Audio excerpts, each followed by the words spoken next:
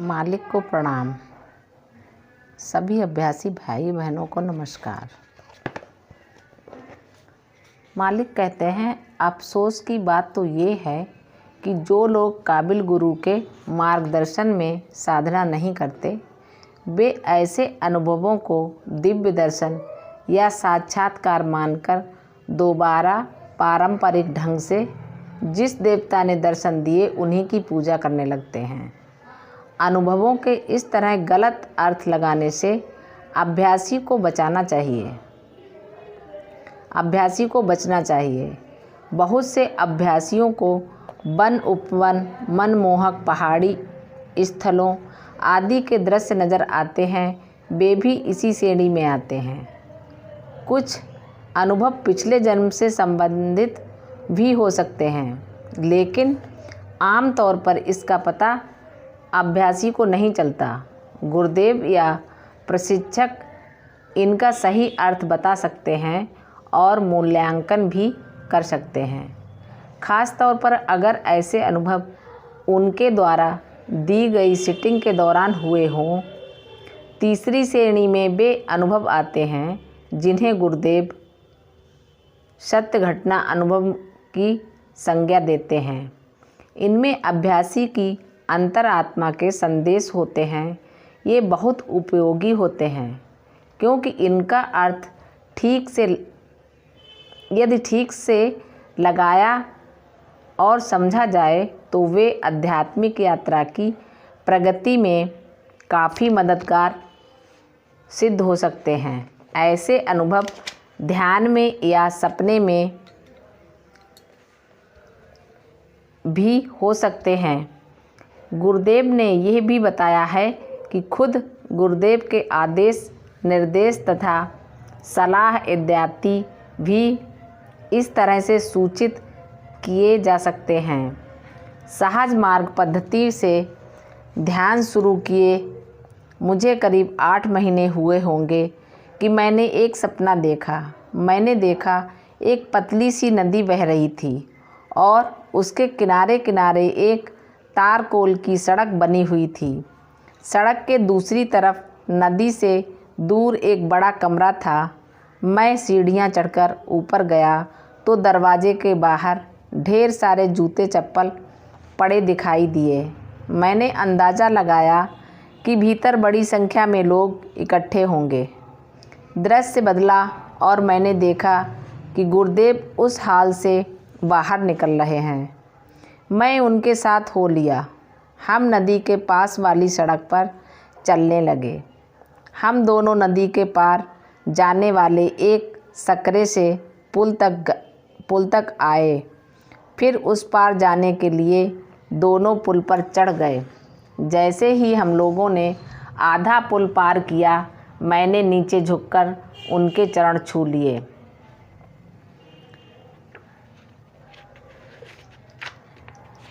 इस सपने ने मुझे गहरे संतोष से भर दिया।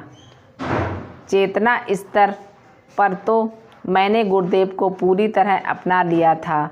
इस सपने ने यह सिद्ध कर दिया कि अब चेतन स्तर पर भी मैंने गुरुदेव को स्वीकार कर लिया है। इस तरह मैंने उन्हें पूरी तरह अपना लिया है। मेरे लिए ये सपना मेरी आंतरिक हालत को उजागर करने वाला था। कुछ वर्षों बाद मैं निराशा के एक ऐसे दौर से गुजरा जो करीब 3 महीने तक बना रहा। इस दौरान मैं ठीक तरह से ध्यान भी नहीं कर पाता था। जहाँ तक मुझे याद है, थोड़े समय के लिए मैंने ध्यान करना बंद कर दिया। निराशा का यह दौर जब चरम सीमा पर था।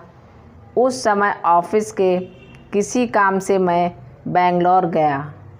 रात को सोने से पहले मैंने गुरुदेव से प्रार्थना की कि मैं किसी तरह खुद को नहीं समझा पा रहा हूँ और ऐसा लगता है कि रास्ते से भटक गया हूँ।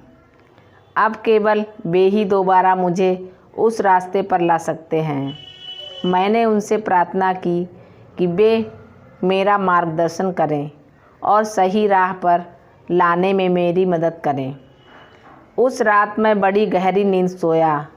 हमेशा की तरह सुबह करीब 5 बजे मेरी आँख खुल गई, पर आश्चर्य की बात ये हुई कि दोबारा से मेरी आँख लग गई और मैं गहरी नींद में डूब गया।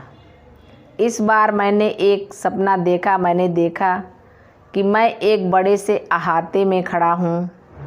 मैं एक बड़े से मकान में घुसता हुआ, जिसका करीब आधा हिस्सा खुला आंगन सा था। उसमें बहुत सी स्त्रियां बैठी पकाने के लिए साग सब्जी काट रही थीं। दूसरा हिस्सा छत से ढका था। मैं इसके भीतर चला गया। वहाँ घोर अंधेरा छाया हुआ था। कमरे में एक और ऊंचा सा एक मंच था। उसके ऊपर कोई बैठा हुआ था, जो मुझे अभी नज़र नहीं आ रहे थे। जैसे ही मैंने उनकी ओर देखा, उनके पीछे से आभापूर्ण रोशनी फैलने लगी। मुझे उनकी छाया सी दिखी। धीरे धीरे रोशनी बढ़ने लगी और मैंने मंच पर लाला जी को बैठे देखा। स्नेह भरी सी मुस्कान, सुंदर मुखमंडल आलोकित हो रहा था। पीछे से आती हुई रोशनी से उनकी दाढ़ी चमक रही थी। उनके कंधों के चारों ओर एक शॉल लिपटा हुआ था। मैं स्तंभ सा चुपचाप उनके सामने खड़ा था।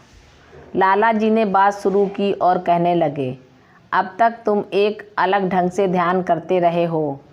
अब हम तुम्हें दूसरा तरीका सिखाते हैं। ये ख्याल बांधकर हमारे स्वरूप पर ध्यान करो कि इसी से इस सारी सृष्टि की उत्पत्ति हुई है। हालांकि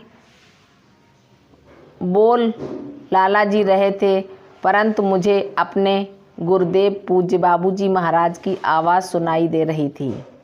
नींद खुलते ही मैं उठकर बताए हुए तरीके से ध्यान करने बैठ गया और करीब 1 घंटे से ज़्यादा देर तक ध्यान करता रहा। ध्यान में अद्भुत तल्लीनता थी और मुझे लगा जैसे मैं समाधि की हालत में पहुंच